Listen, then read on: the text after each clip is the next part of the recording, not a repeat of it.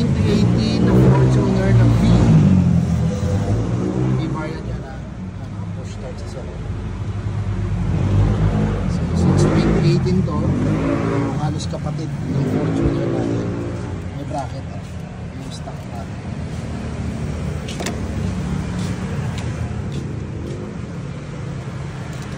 Sir, yan. Tignan mo sir. So tinanggal na natin yung stock niya na yung walang kabitan ng grab handle. So tinanggal na rin natin to. Ito yung may kabitan. Yung plastic niya, tunayan na original. May mga nagbebenta kasing aftermarket nito mga China. So ito katunayan na original at from Toyota Thailand. Ito produkto natin, ito yung handle natin. So makakapit lang natin dito.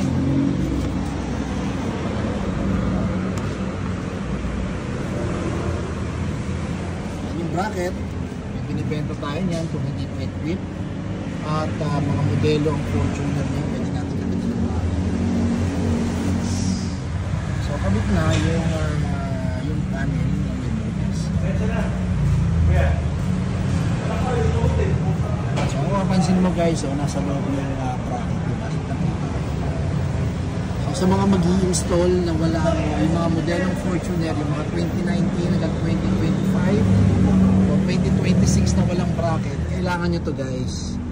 Kailangan meron na kagad kayo nito pag bumili kayo sa akin. Yung iba kasi gusto bracket lang muna, ipapakapit daw muna yung bracket. No, hindi nyo mapapakabit dahil hindi nyo ma-align pag wala ito. Ito magiging sukatan nyo para lumabas dito yung pinakaulo at mga center. Ay center nyo yung bracket. Ngayon, kakapit tayo natin.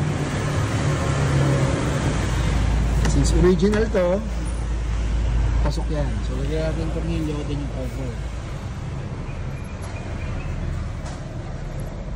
So kabit na natin. Kabit na. Sa package natin guys, ayun. Then kasama rin to, ito yung pinagtanggalan natin ng plastic. Ito yan, ito yung sa left side. So original din yan, left side. Ito na yung sa right side. Para maikabit na natin na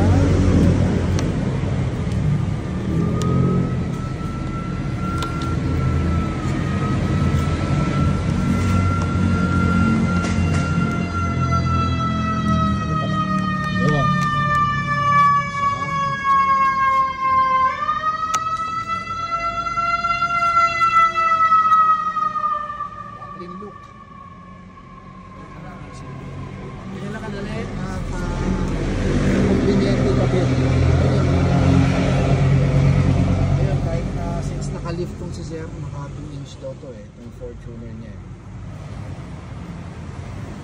So once again, 2018 na V variant 4x2.